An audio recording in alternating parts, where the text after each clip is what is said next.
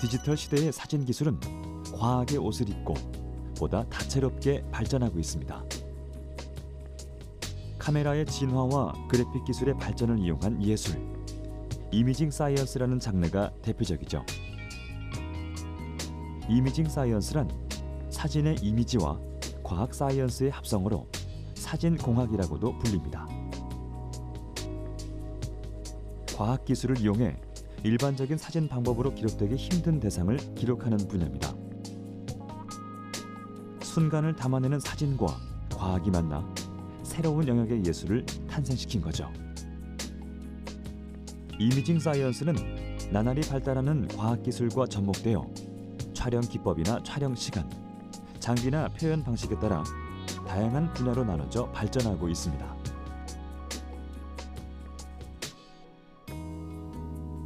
이는 과학이라는 지성을 이용해 예술의 또 다른 감성을 보여줄 수 있다는 점에서 사진 기술의 새로운 가능성을 열어주고 있죠.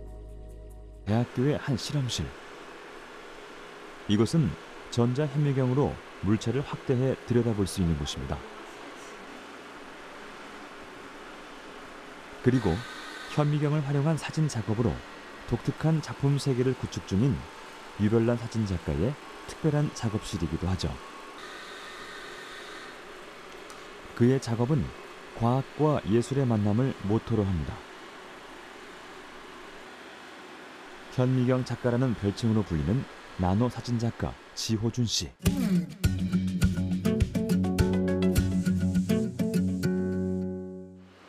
그가 관심을 갖는 것은 육안으로 볼 수 없는 미지의 세계죠. 현미경으로 바라본 그의 세상은 어떤 모습일까요? 확대한 강아지의 배설물은 흡사 금강전도처럼 웅장하고, 확대한 화학물질은 우거진 나무숲 같아 보이죠. 오래된 종이를 들여다보자 대자연이 오롯이 녹아 있었습니다. 사진을 전공하고 기술대학원에 입학하며 전자현미경을 접한 그는 보이지 않았던 세계의 등장에 큰 충격을 받았습니다. 인간의 유한한 눈을 대신해 광활한 우주에서 나노의 세계까지 모든 대상을 이미지화하는 마법의 발명품 사진. 유레카!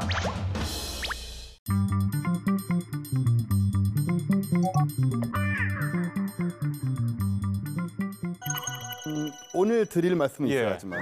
오늘 부동산 제가, 얘기를 합니까? 네, 제가 좋은 투자처를 하나 소개해드리려고요. 어디입니까? 좋은지 안 좋은지는 들어보시고 판단하시고요. 예.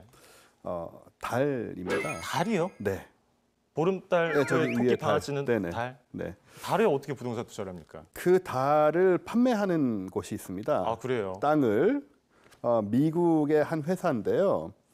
이미 1980년부터 거의 뭐 37년 됐죠? 예. 80년부터 달의 소유권을 주장하면서 땅을 쪼개서 팔고 있어요. 이게 굉장히 이상한 얘기 같지만 예. 미국과 그 당시 소련 정부에도 다 나름 공인을 받았고 자기들 주장에 따르면 유엔에서도 승인을 했다고 합니다. 어허. 한국 지사도 있고요. 아, 우리나라 지사도 있어요? 네, 한국 지사 홈페이지도 보실 수가 있습니다. 홈페이지? 네. 홈페이지 한번 들어가 볼까요? 네네. 제가 다 한번 검증을 해보려고 준비를 해왔습니다. 지금 페이지를 미리 띄워놨는데 루나 엠버시 코리아. 루나 엠버시, 대사관이에요? 달 대사관? 말이 대사관이지 건물은 없고요. 아, 그래요? 네, 회사죠. 그러면 이거 거짓말 치는 거 아니에요? 있어 보이려고 한 것 같아요. 보니까요. 사랑하는 이에게 달나라를 선물할 수 있는 기회. 그렇게 달의 땅을 사게 되면은 내가 산 곳의 지도하고 네. 그리고 땅 문서를 보내줍니다. 근데 가격이 문제 아니겠어요? 비싸지 않을까요? 달인데? 그렇게 생각하게 되죠. 네. 우리나라에서 제일 비싼 땅이 아마 그 명동이 어디라고 제가 들었는데 네이처 땡땡땡땡 하면은 네. 3.3제곱미터당 2억 8천만 원. 우리가 3.3제곱미터가 보통 한 평이라고 옛날에 그렇죠. 부르던 2억 3천만 원. 2억 8천만 원. 2억 지금 8천만 정확히 원? 공부하고 왔어요. 아, 네. 부동산에 대해 많이 아시는군요. 달은 얼마인지 궁금한데요. 다른 보통 미국은 에이커라는 이제 넓이 면적을 쓰는데요. 한 에이커가 1,224평쯤 됩니다.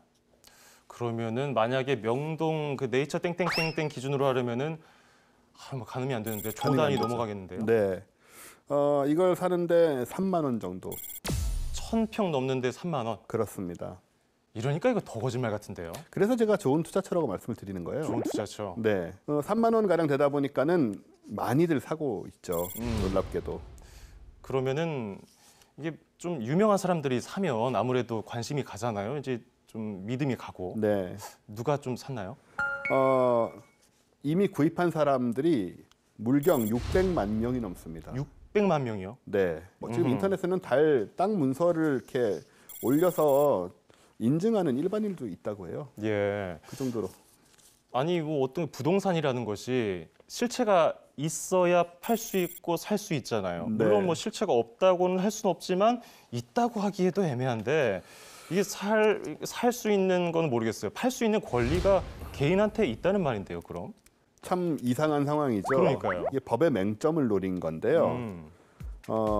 1967년에 유엔에서 우주 천체 조약이란 걸 만듭니다. 네. 그때 명시를 하기를 어떤 정부도 외계 부동산을 외계의 땅을 소유할 수 없다라고 명시를 했어요. 정부도 정부도. 어떤 정부도 그 말은 거꾸로 생각하면 개인이나 회사는 여기에 해당되지 않기 때문에 소유권을 주장할 수 있다는 말이 되는 거죠. 그래서 아까 말씀드렸다시피 미국이랑 소련 정부에도 그 얘기를 하고 또 유엔에도 문의를 했대요. 만약에 문제가 있으면 얘기를 해달라 했는데 뭐 문제가 없다는 답이 온 것도 아니고 그냥 답이 안 왔답니다. 그거를 한편으로는 무시했다고 생각할 수도 있지만 이분 입장에서는 문제가 없기 때문에 답을 안 준 것이다 라고 해서 그때부터 유엔의 승인을 받았다고 주장을 하시면서 달을 팔아오고 계신 거죠. 유레카!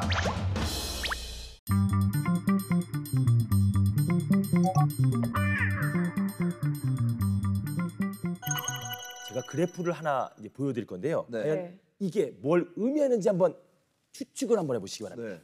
네. 네. 저게 모기 뭐죠? 모기가 72만 5천 명. 72만 5천 명. 그렇죠. 사람이 47만 5천 명. 제 생각에는 그 싫어하는 동물 뭐 이런 거 해가지고 모기 싫다고 응답한 사람이 72만 5천 명. 사람이 또 사람을 사람이 뱀보다 싫다고 사람이 한 더 싫은 거예요 지금? 아, 그럼요. 사람이 더 무섭거든요, 뱀보다.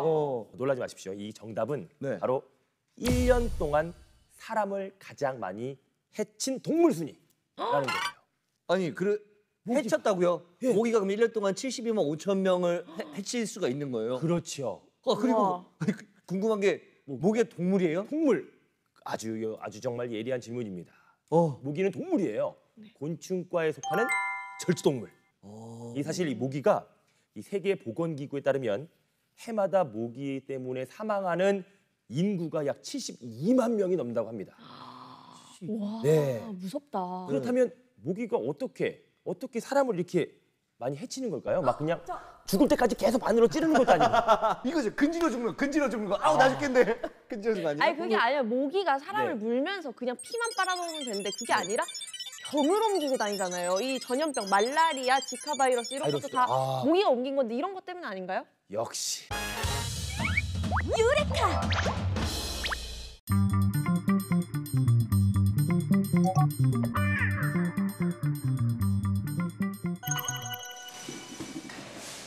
이곳에선 흥미로운 연구도 진행했습니다. 장 속에 존재하는 유익균은 자연분만 때 아이들이 엄마의 산도를 거치며 자연스럽게 물려받는 것으로 알려져 있는데요. 연구진은 제왕절개로 태어난 아이들과 자연분만을 한 아이들 100명을 대상으로 좋은 균이 쌓이는 속도를 체크했습니다. 연구 결과는 어땠을까요? 제왕절개, 자연분만 차이를 봤는데 역시나 제왕절개로 태어난 아기들의 장에는 좋은 균들이 쌓여가는 속도가 늦었습니다. 그 이유가 출산 방법에 따라서, 그러니까 엄마의 그 질에 살고 있는, 즉 아이들이 나오는 산도에 살고 있는 다양한 좋은 유산균들을 자연분만으로 나온 아이들은 그걸 이렇게 붙여서 받을 수 있는데 제왕절개로 나오는 경우에는 그 산도를 통하지 않고 나오기 때문에 엄마로부터 좋은 기를 못 물려받는 것이죠. 그래서 논문들이 하나같이 얘기하는 것이 제왕절개로 태어난 아기들의 장에는 유익균이 채워진 속도가 더디고 그리고 나쁜 균이 먼저 들어와 있더라. 그리고 이 아이들이 알레르기성 질환이나 다양한 감염성 질환에 더 취약하다고 알려져 있죠. 그럼 장내 균형이 무너진 아이들은 어떻게 회복할 수 있을까? 연구진은 아토피 질환으로 고생하는 아이들을 선정, 100일 동안 장내 세균 구성을 추적하는 장 면역 개선 프로젝트를 시행했는데요. 인스턴트 음식을 끊고 채식 위주로 식단을 구성해 식습관을 개선하고 고농도의 프로바이오틱스를 섭취해 피부 장벽을 강화했습니다. 그 결과 아이들에게 변화가 찾아왔죠. 그럼 건강한 장내 환경은 어떻게 조성할 수 있을까요? 장내 세균, 일단 그 재산을 부모한테 물려받듯이 좋은 균을 부모님한테 물려받는 게 중요합니다. 제왕절개보다는 자연분만을 노력하는 것이 중요하겠고, 그리고 또 받은 다음에는 그걸 잘 간직하는 게 중요합니다. 꼭 필요한 경우가 아니면은 항생제를 피하는, 의식적으로 피하는 그런 노력도 필요하겠고요. 그리고 또 세균을 다치게 하는 방부제나 화학 물질이 많이 들어가 있는 음식들을 피하는 게 맞겠습니다. 그래서 건강한 식생활을 꾸준히 하는 것이 건강한 장 환경 그리고 높은 유익균을 유지하는 데 가장 중요한 방법이라고 할 수 있겠죠. 유레카!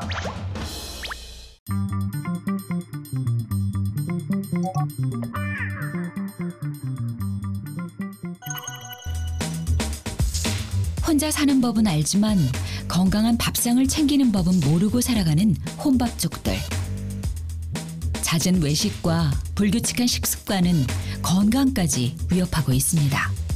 혼밥을 할 때는 이제 배달 음식 먹거나 이럴 때는 체중이 상당히 많이 나갔었어요. 근데 이제 뭐 다 같이 식사하거나 이런 자리들을 좀 자주 찾아다니다 보니까 체중이 조금 줄기 시작하면서 제가 그 체중 준 거에 대한 운동을 좀 또 하기 시작했어요. 체중도 준 만큼 그래도 운동을 좀 해야 유지될 것 같아서 운동을 좀 해가지고 최고치가 대략 한 120kg 정도까지 나갔었고 지금은 그래도 두 자리 96kg 정도 나갑니다 지금.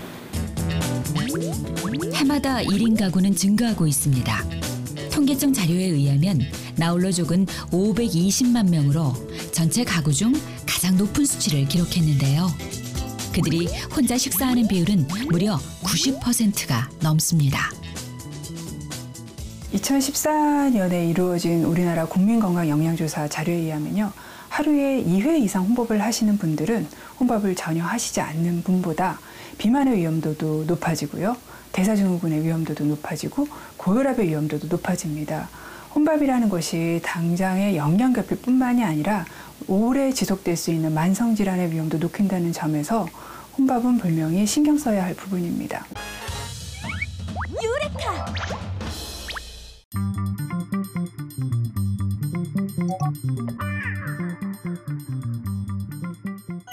네, 이게 좀 다 무늬랑 이런 것들이 다 의미가 있는 거잖아요, 그죠? 실질적으로 뭐 시대에 다 맞게 지금 착용한 상태는 아니지만 중앙에 있는 골룡포는 왕이 평상시 직무복이라고 해서 상복포라고 하죠. 조선시대 때는 제조 공상복이 제정이 돼가지고 위계 질서를 복식으로도 뚜렷하게 보여줬는데 지금 이제 익선관의 용포를 착용하고 계시는데 관식은 사모가 약간 위로 올라가 있는 지금 그 김 교수님은 사모가 우측으로 있으시고 발령포를 입고 계시고 왕은 위로 올라가 있죠.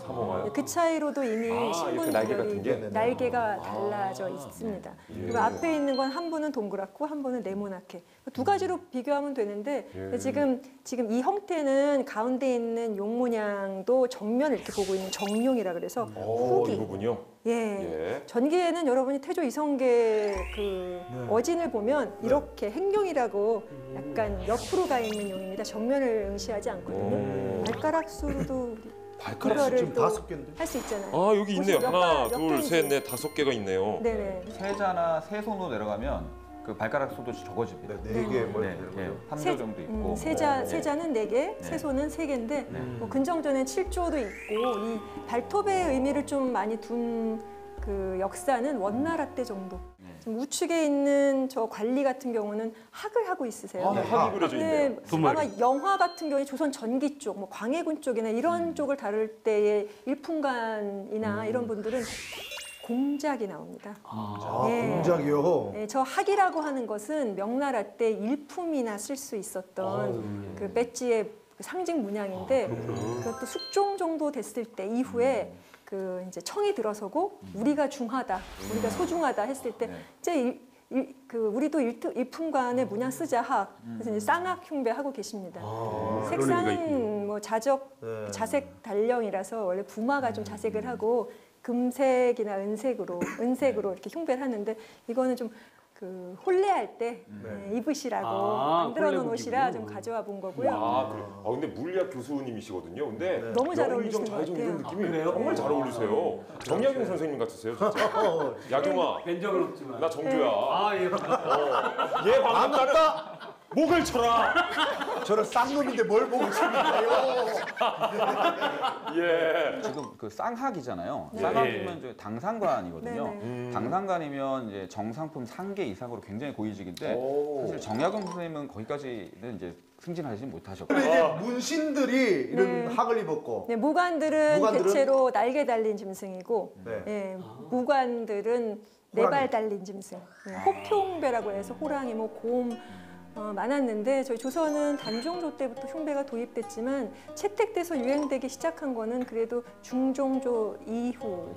숙종조 때는 조금 더 학과 호랑이로 문무반을 좀 가르자. 근데 이제 무반을 좀 더 열등하게 봤죠. 문관, 문치의 나라다 보니까. 그래서 또 가끔 헷갈리게 약간 흉배를 바꿔서 끼시는 무관들도 있었다. 이런 기록이 있습니다. 유레카!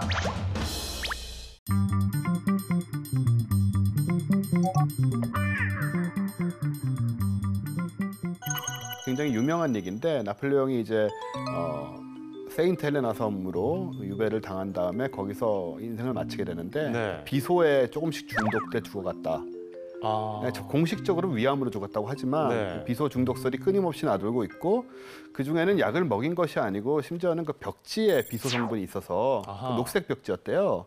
거기에 비소 성분이 있어서 조금씩 거기 중독돼서 죽은 게 아니냐 뭐 이런 주장도 있습니다. 비소가 그때는 그렇게 위험한 줄 몰랐을 수도 있겠네요. 몰랐을 수도 있죠. 사실 뭐 굉장히 몰랐던 경우들이 많습니다. 독에 대해서 여러 가지로. 그러면 비소처럼 처음에는 몰랐다가 나중에 독성이 있다는 것을 알게 된 경우도 있을까요? 많이 있죠. 대표적인 경우는 납인데요. 납은 지금은 이제 납 중독이라는 걸 다 알고 있지 않습니까? 근데 로마 시대에는 납을 굉장히 많이 썼습니다. 심지어 로마가 멸망한 이유가 납 때문이라는 얘기가 나올 그래요? 정도로. 어디다가 납을 그렇게 썼답니까? 납이 단맛이 난대요. 저도 들어본 적이 있어요. 네, 저는 납을 뭐 핥아본 적은 없으니 정확하게 모르겠지만 그래서 감미료 같은 그런 식으로 사용을 했다고 합니다. 음료에도 넣어 먹고 그다음에 수은이 있죠. 수은은 불과 한 100년, 200년 전까지만 해도 약으로 많이 쓰였습니다. 그렇습니까? 예, 여러 가지 이유로 저는 근거가 없지만 또 진시황 같은 경우에는 젊어지는 명약으로 수은을 생각을 했었고요. 그리스 로마 때는 화장품으로 얼굴에 바르는 수은을 얼마나 나빴겠습니까? 끔찍하네요. 네. 유레카!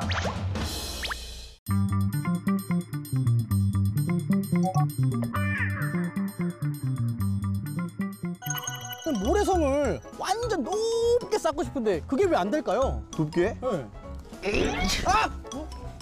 그렇다고 이걸 부시면 어떡해요? 아니 도대체 이 모래성을 좀 더 튼튼하고 높게 쌓을 수 있는 방법 어디 없나요? 모래는 작은 알갱이로 이루어져 있어 잘 미끄러집니다. 하지만 물을 넣으면 물의 정기적 성질에 의해 모래 알갱이를 끌어당기게 되는데요. 그러므로 물을 넣어야 모래성을 높게 쌓을 수 있습니다. 네, 그렇습니다. 무너지지 않는 튼튼한 모래성의 비밀은 바로 물입니다. 모래에 적당량의 물을 첨가하면 수분이 모래 알갱이를 꽉 잡아 응집하기 때문에 쉽게 무너지지 않는데요. 제1회 모래성 쌓기 대회를 개최하겠습니다. 와! 10kg의 모래에 물을 적당량 넣는 것이 이 대회의 승리 포인트가 될 텐데요.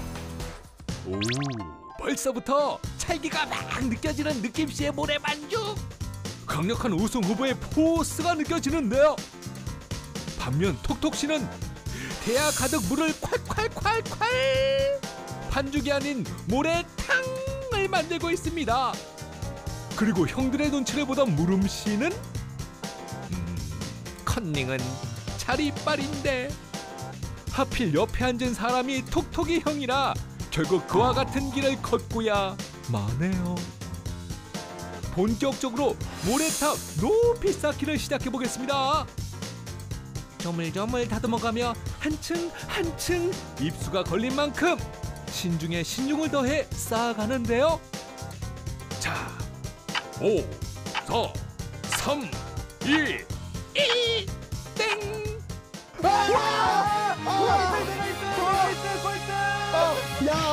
누나만 1등은 나지. 어차피 꼴등은 톡톡 시인이 남은 두 사람 중 1등을 가려야 할 텐데요. 먼저 무름씨의 모래성은 29cm, 그리고 느낌씨의 모래성은 세 사람 중 가장 높은 31cm로 당당히 1등을 차지했습니다. 여기서 잠깐! 왜? 같은 모래임에도 쌓을 수 있는 한계가 달라지는 걸까요? 바로 물의 양 때문이죠. 물을 넣지 않은 건조한 모래는 모래 알갱이 사이의 틈으로 마찰력이 적어 서서히 흘러내리지만 물을 넣으면 물과 모래 알갱이 사이에 잡아당기는 힘인 전기적 인력이 생겨 흘러내리는 걸 막아줍니다. 그런데 여기서 물을 너무 과하게 넣으면 모래가 많은 양의 물을 머금으며 액체와 같은 상태로 변하는 액상화 현상이 발생해 오히려 더 빨리 무너지게 되죠. 유레카!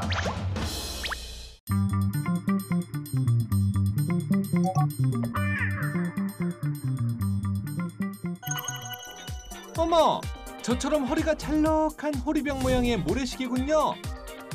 모래시계는 위쪽과 아래쪽으로 용기가 나뉘어 있고 이 두 용기 사이를 연결하고 있는 좁은 구멍으로 모래를 떨어뜨려 시간을 재는 도구입니다. 모래가 다 떨어지는 데 걸리는 시간은 모래 알갱이의 크기와 두 용기 사이의 구멍의 크기에 따라 달라지며 한 번 정해진 조건에 따라 늘 일정한 시간이 소요되죠. 그렇다면 모래시계 속 모래는 앞서 봤던 다양한 모래 중 어떤 종류를 사용하는 걸까요? 사실 이 모래는 자연의 모래 알갱이가 아닙니다. 자연의 모래는 겉으론 고와 보여도 크기가 들쭉날쭉한 조개 껍데기들로 이루어져 있으며 서로 잘 들러붙기 때문에 늘 일정한 시간을 낼 수 있어야 하는 모래시계의 재료로는 적절치 않죠.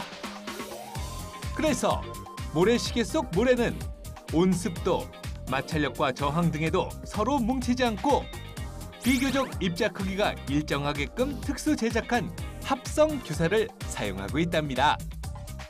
그럼 만약 모래시계 속 물질이 달라진다면 과연 기능에 변화가 있을까요? 짜잔! 그래서 준비했습니다. 과연 이들은 모래시계의 미션을 잘 수행할 수 있을지 지금부터 확인해보죠. 네, 1번 선수 바닷모래 준비하시고 뒤집어 얹으세요. 같은 크기의 용기에 같은 넓이의 구멍, 그리고 같은 양의 바닷모래를 넣은 이 두 모래시계의 시간은 아니, 누가 모래시계의 정지 버튼을 눌렀나요? 큰 입자의 모래가 구멍을 막아? 에이, 실험 불가. 그래서 작은 입자들만 체에 걸러 다시 시도해 보기로 했습니다. 이번엔 오, 그렇지. 아유, 모래가 아주 그냥 스무스하게 떨어지는군요. 그런데 문제는 같은 조건의 모래시계임에도 불구하고 이처럼 떨어지는 속도가 확연히 다를 뿐더러 용기 벽면의 덕지 모래시계로서의 자격 미달.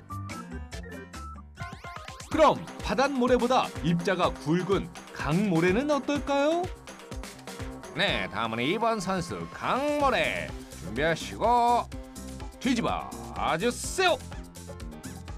역시나 바닷모래와 같이 떨어지는 속도 차이는 물론 심지어 도중에 멈추기까지. 강모래도 탈락입니다. 그럼 마지막 선수 액체는 과연 이들의 자존심을 회복할 수 있을지.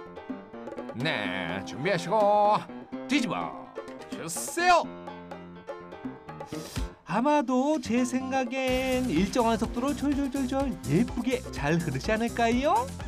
라는 생각과는 달리 물이 든 밀폐 용기를 수직으로 세웠더니 압력과 표면 장력 때문에 한 방울도 떨어지지 않는 반전의 결과를 확인할 수 있었습니다. 이렇게 하면 모래시계가 될 수 있을 거라 생각했어.